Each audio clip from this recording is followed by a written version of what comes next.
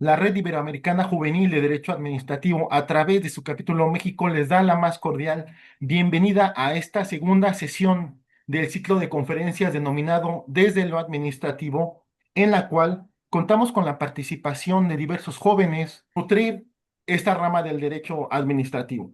El día de hoy contamos con la participación de Rodrigo Maldonado García, de quien me voy a permitir leer una semblanza curricular. Rodrigo, muchas gracias por estar con nosotros el día de hoy. Muchísimas gracias. Maldonado, gracias a ti. Rodrigo Maldonado se encuentra estudiando el doctorado en Derecho en el Instituto de Investigaciones Jurídicas de la UNAM. Cuenta con maestría en Derecho Constitucional por la Universidad Nacional Autónoma de México y cursó la licenciatura en Derecho en el Tecnológico de Monterrey, Campus Guadalajara. Asimismo, ha participado en, en firmas de litigio constitucional y ha sido miembro del Grupo Estudiantil de Debate del Tecnológico de Monterrey en el año 2016. Rodrigo, muchas gracias por estar con nosotros. Muchísimas gracias, licenciado Arturo. Muchas gracias por la invitación. También, gracias a la maestra Shelja, que ella también me invitó a este foro. Y bueno, un honor estar con ustedes, poder platicar unos minutos acerca de un área del derecho administrativo muy importante, que es el derecho ambiental. Mi ponencia, mi exposición, se intitula Aspectos relevantes de las áreas naturales protegidas. Más que una exposición, digamos, catedrática de lo que es un área natural protegida y todos, digamos, los elementos que se requieren, que sería más una clase de derecho ambiental, lo que quiero enfocarme en dos aspectos que están relacionados, uno con propiamente el derecho administrativo y otro con el derecho administrativo y la fundamentación y argumentación de las áreas naturales protegidas. En primer lugar, para saber de qué estamos hablando, antes de abordar los dos aspectos, es importante saber qué son las áreas naturales protegidas. Sencillamente están definidas en la ley como las zonas del territorio nacional y aquellas sobre las que la nación ejerce su soberanía y jurisdicción, en donde los ambientes originales no han sido significativamente alterados por la actividad del ser humano o se requieren ser preservados y restaurados. Hay diferentes categorías de áreas naturales protegidas, la categoría, por ejemplo, para las cuencas hidrológicas, para los parques nacionales, para los santuarios, pero cada una de estas, digamos, comparte esta definición. Ahora, su fundamento constitucional se encuentra en el artículo 27 de la Constitución Política, que versa sobre la propiedad de la nación y el derecho de propiedad, y el artículo cuarto sobre el derecho humano a un medio ambiente sano. Ok, ahora, el primer aspecto que quiero exponerles es l- responder a la pregunta, ¿cuál es la naturaleza jurídica de las áreas naturales protegidas?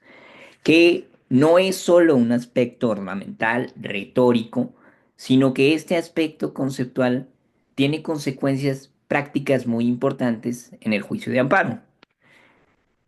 La Suprema Corte ya se ha respondido esta pregunta, ya se la ha hecho, ya ha dado una respuesta. Concretamente, con respecto a las áreas naturales protegidas, la pregunta es si es un acto administrativo o es una norma general. Y la importancia es mayúscula porque depende el plazo para interponer el juicio de amparo. El plazo para un acto administrativo, como todos lo sabemos, de 15 días, el plazo genérico, y si es una norma general autoaplicativa, te da la oportunidad de 30 días una vez que se ha entrado en vigor y surte sus efectos, o de 15 días en el primer acto de aplicación. Es decir, cuando se denota como una norma general, hay un plazo mucho mayor. Este, esta pregunta se la hace la Suprema Corte en el caso Yumbalam, que es un área natural protegida, me parece que en Quintana Roo, y un ejido reclamó el plan de manejo ambiental de Yumbalam años después de que se había emitido el área natural protegida. El juez de distrito consideró que era una norma general, el acuerdo por el que se emitía la declaratoria de área natural protegida, y entonces dijo, no importa si esa declaratoria de área natural protegida se ha emitido hace varios años, porque de acuerdo a la ley tiene una segunda oportunidad en el primer acto de aplicación, que consideró el juez de distrito que el primer acto de aplicación era el plan de manejo de esa área natural protegida. La Suprema Corte refuta al juez y considera que las áreas naturales protegidas no son normas generales, y esto es lo importante para los litigantes. Conozco un caso, estoy en uno que tenemos así ese error, que consideramos que era una norma general, y no, la Corte dice, aunque todavía no es jurisprudencia, considera que es un acto administrativo. Y dice que es formal y materialmente un acto administrativo, formal porque lo emite una autoridad administrativa, el Poder Ejecutivo, y materialmente porque no tiene, según la Corte, la naturaleza de una norma general. Es decir, no contiene una disposición general, abstracta e impersonal, sino que se refiere, según la Corte, a una situación particular y concreta, como es la declaratoria de área natural protegida. Yo creo que en una interpretación pro personae y de acuerdo al artículo 107, fracción 1, inciso G de la Ley de Amparo, que dice que por norma general se puede entender los decretos, acuerdos y todo tipo de resoluciones generales, también podría denotarse a un área natural protegida como una norma general y así privilegiar la acción de amparo. Porque al final me parece, y esta es opinión personal, que esto de la generalidad es una cuestión de grado. Es verdad, el área natural protegida está hecha para regular una situación, eh, digamos, territorial y de la biosfera muy particular. Pero eso no quita que regula un área geográfica y que puede afectar a varios propietarios. Entonces ahí me parece que es general. La Corte aquí considera que no es general. Y esto es muy importante porque para efectos del juicio de amparo, como litigantes, tenemos que estar muy atentos. Les digo, conozco un caso que estoy en él y tenemos ese error, pero afortunadamente la autoridad no se ha dado cuenta y ojalá no se dé cuenta y lleguemos a sentencia. Ese es un aspecto que quería manejar. Y el segundo aspecto versa sobre los alcances, sobre las modalidades a la propiedad privada. Como ustedes saben, cuando la autoridad administrativa emite una declaratoria general de área natural protegida, puede imponer modalidades, que es bien importante decir que de acuerdo a la teoría, una modalidad a la propiedad privada no es lo mismo que una, digamos, afectación. Nada más te está limitando en cierta medida la propiedad, pero no te la está retirando. Hay un gran debate, hay que recordar, y esto es importante un poco de historia, que el artículo 27 constitucional, digamos que es uno de los artículos más importantes del movimiento revolucionario, porque a partir de ahí se buscó, digamos, revertir la situación de extrema desigualdad en la propiedad de la tierra que existía en el porfiriato, que había sido una desigualdad extrema, con personas millonarias que tenían terrenos, hectáreas enormes sin utilizar y personas viviendo en la extrema pobreza. Entonces el constituyente del 17 plantea en el artículo 27 la teoría de la propiedad originaria de la nación. Y esta teoría, que básicamente dice que nuestra propiedad privada como ciudadanos es derivada y que es una concesión del Estado, es una teoría precisamente para poder repartir la tierra en aquel entonces. El problema es que el tiempo ha avanzado. En aquel entonces se quería revertir esa situación fáctica, incluso se peleó contra ese concepto absoluto de derecho de propiedad que había sostenido el porfiriato y que había beneficiado a las grandes empresas extranjeras, pero hoy en día hay dos preguntas. Una es si nuestra constitución realmente reconoce como derecho humano la propiedad privada y otra a qué se refiere con esto de modalidades a la propiedad privada y cómo se fundamenta, cómo lo va a argumentar la autoridad. Realmente, normalmente la autoridad dice es por interés público. Y ese es el argumento toral de la autoridad. Pero ¿qué es interés público? Es una palabra en la que cabe una enorme connotación de circunstancias, casi infinita. Interés público.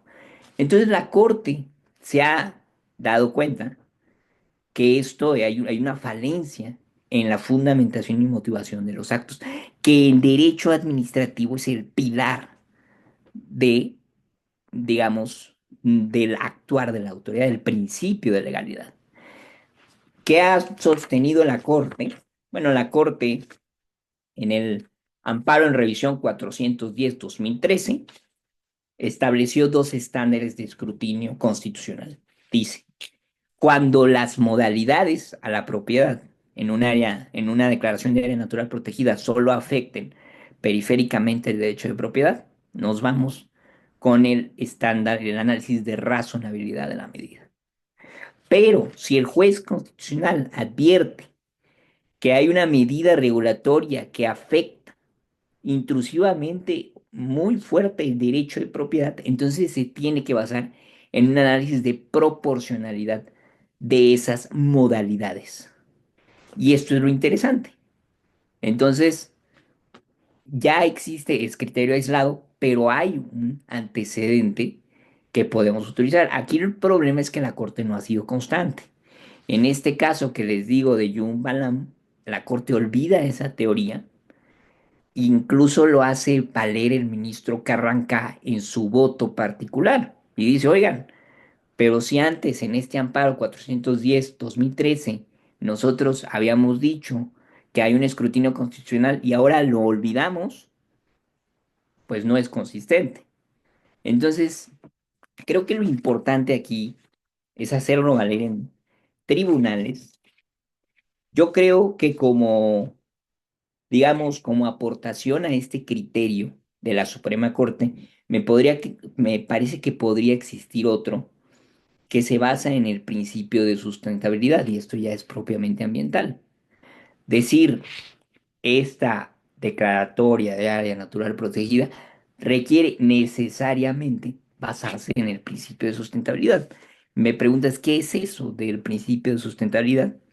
Es el cálculo de la tolerancia de los sistemas ambientales al uso de sus componentes. El uso de esos componentes nunca debe sobrepasar la capacidad de recuperación. Y lo digo finalmente porque sucedió en un caso en el que litigué. Es decir, la autoridad emite una declaratoria natural de área protegida en la categoría de cuenca hidrológica, que porque la cuenca era muy importante, y cierto, el derecho del agua, pero omite este principio de sustentabilidad y no hace un estudio del aprovechamiento de esta cuenca hidrológica y de cómo está el recurso, cuál es su estado, cómo se está aprovechando, está en escasez o no está en escasez. Y otra vez, otra falencia en la argumentación. Me parece que es importante enfocarlo también desde el principio de sustentabilidad con relación al principio de proporcionalidad. Ese sería, digamos, mi exposición general del Muchas tema. gracias, Rodrigo. Sin duda alguna, nos das de inicio un panorama sobre, pues, estas diversas falencias que existen al momento de conocer de las controversias que se suscitan cuando se hacen este tipo de declaratorias de áreas naturales protegidas.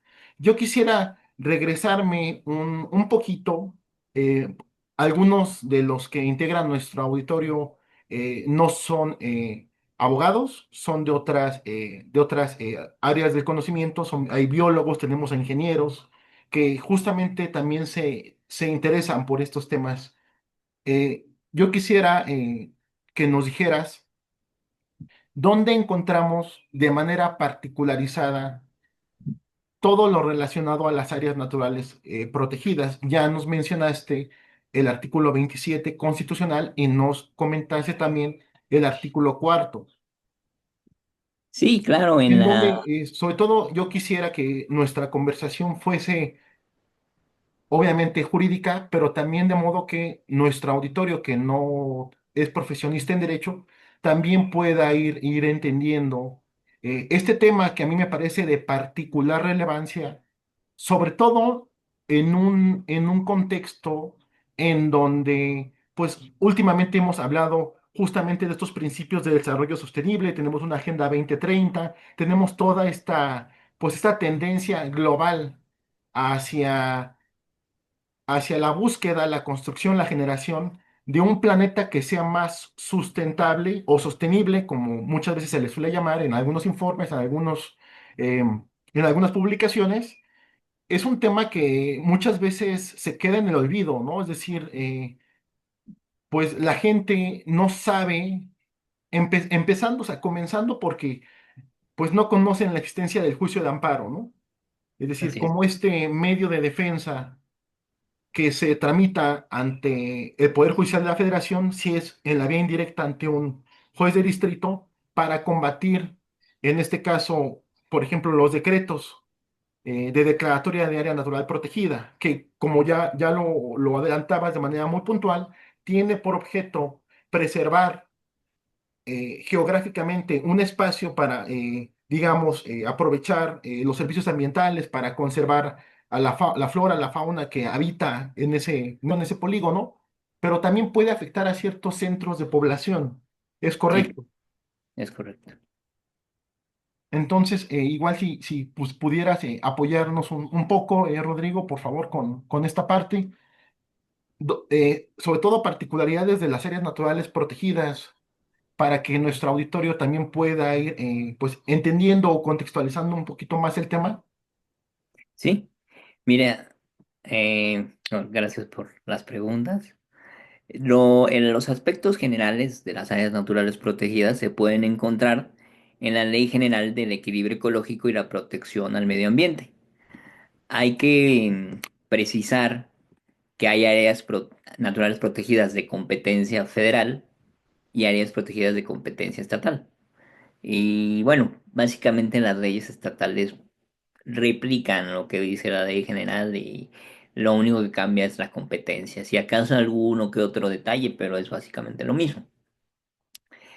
El procedimiento de área natural protegida básicamente es el Estado requiere un estudio justificatorio para declarar un área natural protegida.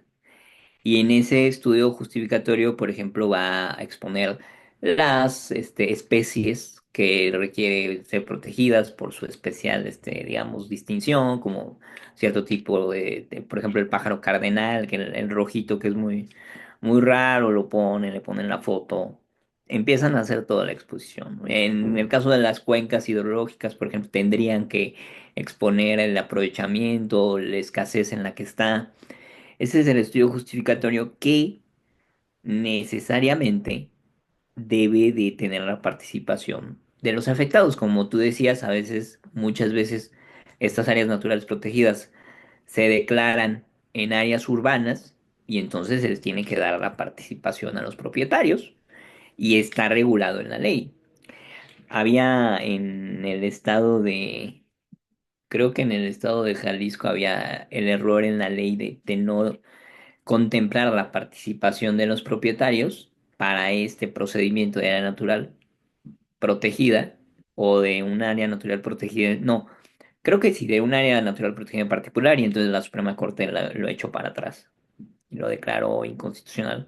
Entonces necesariamente se requiere la participación de los particulares y una vez que se emite, también se da un plazo para el plan de manejo, que el plan de manejo, como su nombre lo indica, es cómo se va a administrar esa área natural protegida. Es interesante que, aunque es un proceso, digamos, que lo hace solo el Estado y que es muy vertical, muy estatal, muy, digamos, no tiene la participación directa de los particulares, en específico en la iniciativa de ellos. El Estado ha buscado integrarlo, ha buscado, por el principio, me parece, de solidaridad, que sea también la comunidad la que ayude a administrar estas áreas naturales protegidas, que participen en actividades recreativas, que también exista investigación científica en el área natural protegida, pero todo es, digamos, dirigido por el Estado. Que esto es ya en la ciencia política también una cuestión controvertida, porque hay quien dice que este tipo de bienes, de recursos, serían mejor administrados por los particulares directamente. Directamente me estoy refiriendo, no es que deshagamos al Estado y ya se acabó, vámonos a la anarquía, sino que existen teorías que pretenden lo contrario, que sea la iniciativa particular la que administre y el Estado coayudar. Aquí en el modelo mexicano es diferente, el Estado es el rector y los particulares, si acaso, colaboran, que sabemos que muchas veces no es cierto, ¿no? Que ya no les importa, ya no se meten en esto. Básicamente eso es. Y la forma de combatirlo, eh, principalmente sea a través del juicio de amparo. El juicio de amparo indirecto ante los jueces de distrito en materia administrativa. Lo que decíamos del plazo, hay que tener cuidado, mejor ya contemplar el plazo de 15 días porque pueden darnos para atrás como al ejido de Yurumbalam. Y bueno, la suspensión en ese juicio de amparo es muy difícil que te la concedan, porque al final el juez de amparo normalmente la niega porque pues es de interés público la protección de las áreas naturales. Entonces, la suspensión es complicado que proceda en estos casos. Básicamente sí es como un panorama muy general de lo que sucede con las áreas naturales protegidas y la forma de impugnarlo. Tocas un tema que es importantísimo, que es el tema de la participación. En mi experiencia, en una época en la que trabajé en Quintana Roo, en un juzgado de distrito en Cancún, tuvimos juicios de amparo en los cuales no se combatían decretos de áreas naturales protegidas, pero lo que sí combatían en aquel entonces las poblaciones, las comunidades, era el Plan Municipal de Desarrollo Urbano, sobre todo alegando la cuestión de que no les dieron la posibilidad de participar, no les dieron la intervención. Pero eso no fue todo. Lo interesante del asunto fue que como gran parte de la comunidad pues hablaba maya o habla maya, pues la cuestión aquí fue que tampoco pues se hizo en su lengua, ¿no? Dijeron, ¿sabes qué? Pues sí, pero gran parte de nuestra Claro, comunidad claro. es de origen maya, hablamos maya, entonces sí está bien que esté en español, pero también lo hubieran hecho pues en maya, ¿no? Y pues es totalmente entendible la postura de las personas.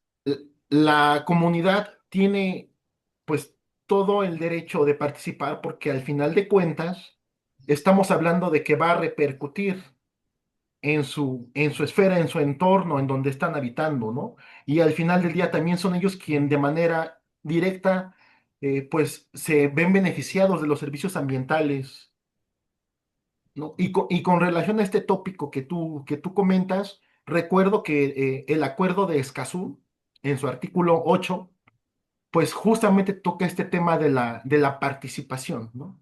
Sí, Este acuerdo de Escazú es muy interesante porque es es un acuerdo, es un tratado que lo que nos dice en este artículo es aperturar o ser más permisivos en el acceso a la justicia.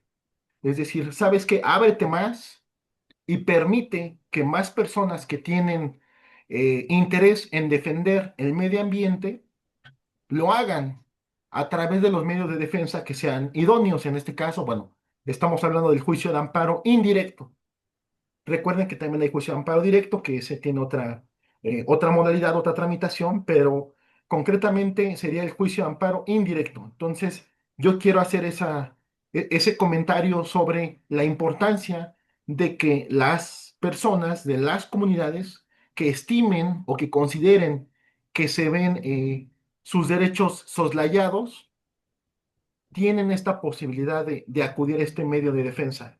Ahora bien, comentas que es en la Ley General del Equilibrio Ecológico y Protección al Ambiente, la LEGEPA, donde encontramos de manera más particularizada lo relativo a las áreas naturales protegidas.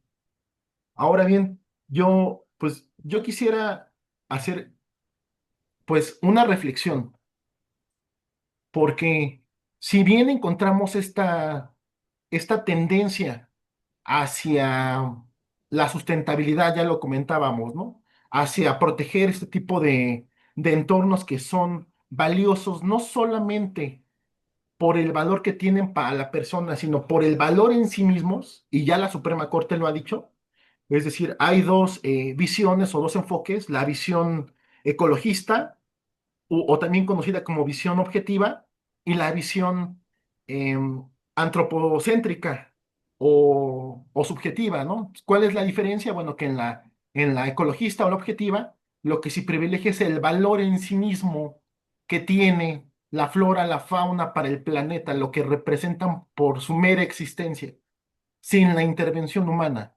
Y la otra visión, la subjetiva o la antropocéntrica, pues como su nombre lo dice, antropos de hombre, lo que privilegia es el valor del medio ambiente para, para los seres humanos, ¿no? Lo que representa para nosotros como especie. Entonces, creo que estas dos visiones no son visiones completamente dicotómicas, por el contrario, yo creo que son visiones que se complementan, porque al final de cuentas, pues el valor, el valor de un área natural, pues es el que por sí mismo tiene, por la biodiversidad, como tú comentabas, ¿no? Porque hay cierto tipo de especies endémicas que solamente encuentras en cierta región, en cierta zona, y en ninguna otra parte del mundo lo vas a encontrar. El valor que tiene en sí mismo y además el valor que representa para las personas. ¿Cuál es muchas veces el problema? Que pues la autoridad muchas veces pues no hace como debiera su trabajo, y además las poblaciones muchas veces tampoco se informan, entonces permiten que sucedan este tipo de cuestiones.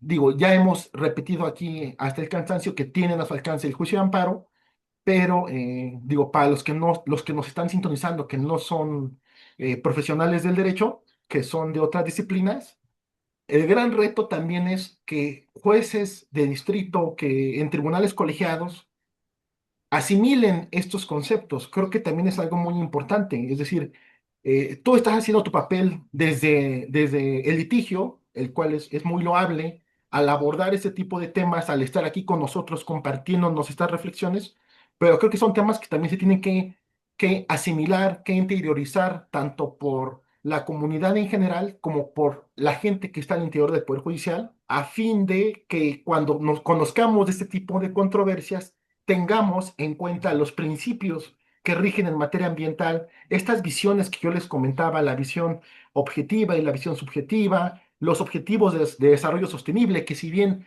no son jurídicamente obligatorios, vinculantes, lo cierto es que estos objetivos de desarrollo sostenible, que los encontramos en la Agenda 2030, sí constituyen de modo alguno un criterio orientador, digamos, de buena fe hacia dónde queremos llegar, qué es lo que esperamos como sociedad, como institución, como población, contar en beneficio de nosotros mismos y en beneficio de quienes nos rodean.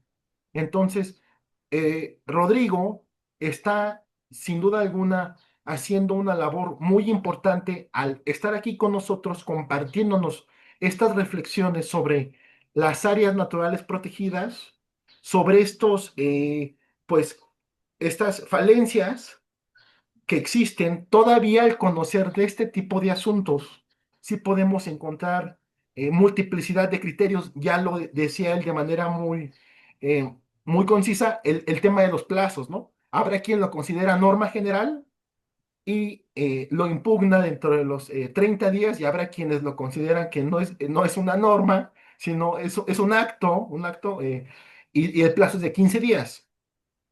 Entonces, y esto puede repercutir en la manera en la que, pues en la que tú accedes al juicio de amparo, ¿no? Porque, por supuesto, como en todo juicio, se tienen que respetar los plazos que se tienen para promover las acciones, ¿no? En este caso, para los que no son abogados que están con nosotros el día de hoy, recuerden, el juicio de amparo está previsto en la Constitución, artículos 103 y 107 de la Constitución. Hay una ley de amparo y ustedes pueden acudir al juicio de amparo indirecto, que es al que se tramita, ante el que se tramita ante un juez de distrito, a combatir normas generales, actos de autoridad de casi cualquier tipo. Por supuesto que hay excepciones.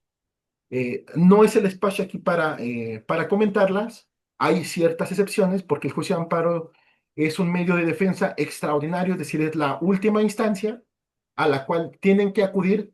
Antes tienen que respetar un principio que es el de definitividad, es decir, antes tienen que acudir a los medios ordinarios de defensa y de manera excepcional pueden ustedes brincarse, por así decirlo, al juicio de amparo. Y para lo cual hay ciertos plazos. El plazo que por regla general se maneja es el de 15 días. Hay otras hipótesis, pero por regla general es de 15 días, estimado auditorio, para que lo tengan presente. Si tienen oportunidad, revisen el artículo 17 de la Ley de Amparo. Y bueno, ya en otra ocasión organizaremos un seminario, un ciclo de conferencias sobre el juicio de amparo para quien le interese este tema. Pero bueno, ahorita vamos a continuar con el tema de las áreas naturales protegidas. Entonces, retomando la reflexión, estimado Rodrigo, entonces, en la Ley General del Equilibrio Ecológico encontramos más desarrollado el tema de las áreas naturales protegidas. Encontré en una búsqueda breve que hice el artículo 44 y me voy a permitir leerlo para que el público también entienda qué es lo que dice la ley, si no tienes inconveniente. Adelante. Claro, claro. Miren, dice artículo 44: las zonas del territorio nacional y aquellas sobre las que la nación ejerce soberanía y jurisdicción, en las que los ambientes originales no han sido significativamente alterados por la actividad del ser humano, o que sus ecosistemas y funciones integrales requieren ser preservadas, ojo aquí, y restauradas, quedarán sujetas al régimen previsto en esta ley. Entonces, ya este artículo 44, pues nos está diciendo de primer momento, a ver, aquellos ambientes originales que no han sido alterados, es decir, donde el ser humano no ha pisado un pie, que además sus ecosistemas y funciones requieren ser preservados y restaurados, que dan al régimen de esta ley. Y esto lo estamos leyendo en el capítulo de las áreas naturales protegidas. Entonces, esto ya nos da una idea que, como muy bien lo expuso Rodrigo, es preservar, es conservar el ecosistema. Y bueno, más adelante se explica en el artículo 45 bis, se explica cuál es el objeto de establecer áreas naturales protegidas, por si lo quieren consultar desde sus dispositivos. Y en el artículo 46 encontramos tipos y características de las áreas naturales protegidas. No me voy a detener mucho. Simplemente, de manera muy breve, encontramos reservas de la biosfera, parques nacionales, monumentos naturales, áreas de protección de recursos naturales, áreas de protección de flora y fauna, santuarios, parques y reservas estatales, zonas de conservación ecológica municipales y áreas destinadas voluntariamente a la conservación. En este mismo artículo, en la parte final, también nos dice que en las áreas naturales protegidas no podrá autorizarse la fundación de nuevos centros de población. Asimismo, que queda prohibida la introducción de especies exóticas invasoras y que no se pueden realizar trabajos de exploración, explotación y beneficio de los minerales o sustancias a que se refiere la ley de minería. No sé cuáles consideres tú, estimado Rodrigo, que son, qué es lo que hace falta con relación a este tema de la sal natural. Es decir, qué es lo que jurídicamente se necesita, cuáles son los retos, las perspectivas, los obstáculos que tú ves con relación a este tópico. Bueno, yo, muy interesante, Arturo, tus reflexiones, ciertamente muy acertadas. Eh, Creo que uno de los principales problemas en México son los conflictos competenciales. Determinar quién es competente, si el Estado, si el municipio, si la federación, y también creo que en el derecho ambiental, estarás de acuerdo conmigo, hay una verborrea normativa impresionante cuando te llega un caso, cuando tienes que estudiarlo, son muchísimas normas. Supongo que hasta te ha sucedido que de pronto la autoridad cita un artículo de una ley que no sabías que también aplicaba y dices, ah, mira. Pero es que es demasiado, es demasiada normatividad. Y creo que el problema de la competencia, por ejemplo, en este caso que te digo de la cuenca hidrológica, pues sí, el área natural protegida la puede declarar el Estado, pero el aprovechamiento del agua, hasta donde tengo entendido, es de la Federación. Hasta donde comprendo, el agua es competencia federal. Entonces, se empalman, hay una discrepancia. Ya lo decía Antonio Azuela, tiene un libro muy bueno que se llama Visionarios y Pragmáticos sobre derecho ambiental, es un estudio sociológico de derecho ambiental en México y criticaba estas discrepancias que hay en la normatividad, en estas, que no hay una armonía realmente. Ese creo que es el gran problema del ordenamiento mexicano y pues es un rompecabezas. O sea, al final a veces por interpretación dices, le toca a la federación, ah, no, es competente el Estado, pero aquí el problema es que digamos que lo que se está arriesgando es el medio ambiente por este desastre, este desorden. Muchas gracias, Rodrigo. Yo coincido contigo. Yo lo que añadiría es justamente lo que tú comentas es, encontramos una multiplicidad de normas, de reglamentos aplicables y a ver, hay que detenernos a reflexionar un poco. Imaginemos una comunidad, la cualquiera que sea, desea acudir al juicio de amparo o a cualquier otro medio de defensa, se tiene que enfrentar a toda una sobreregulación ambiental Sí, impresionante que además, pues a mi juicio debería de ser más sencillo.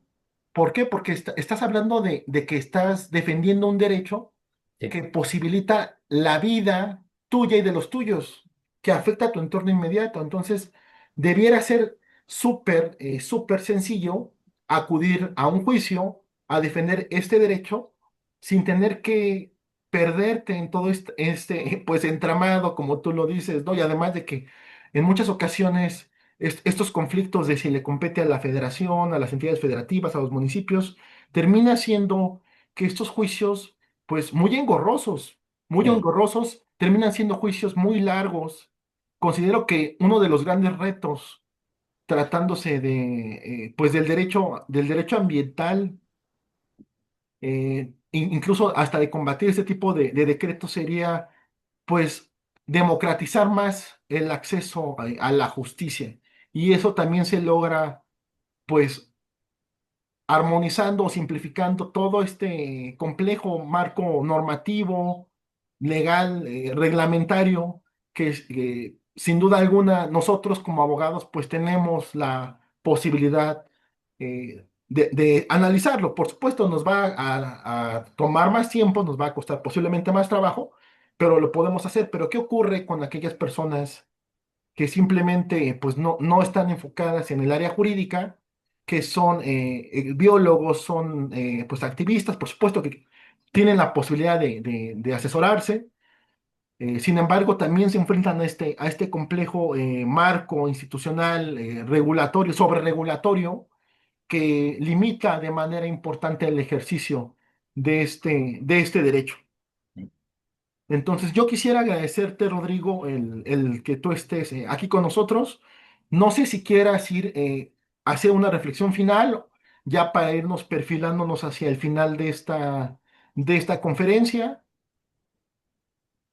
Me parece que, muchas gracias Arturo, que el tema del derecho ambiental pone en entredicho muchos de los fundamentos en los que descansa el Estado constitucional y particularmente el mexicano. Por ejemplo, esto de la propiedad originaria de la nación, de esta carencia o digamos déficit de fundamentación y motivación en las declaratorias de las naturales protegidas, la sobreregulación, tenemos que replantearnos todo. O sea, desde la regulación hasta la forma de administrar es uno de los temas más complejos que enfrenta hoy la ciencia del derecho. Yo te agradezco mucho que me hayas dado la oportunidad de estar aquí con tu foro, con tu audiencia. Reitero, es un honor, fue un gusto conocerte.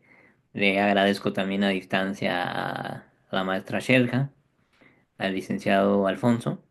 Fue un honor y pues tienen mi contacto y espero poder volver en algún momento a platicar de estos temas que son muy apasionantes con ustedes. Muchas gracias. Al contrario, muchas gracias. Pues hasta aquí ha sido todo, estimado auditorio. Muchas gracias por su participación.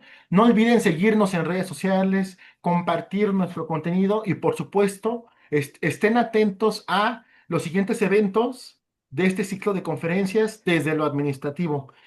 Rodrigo, muchas gracias. Un placer contar contigo. Muchas Gracias. gracias. Hasta luego.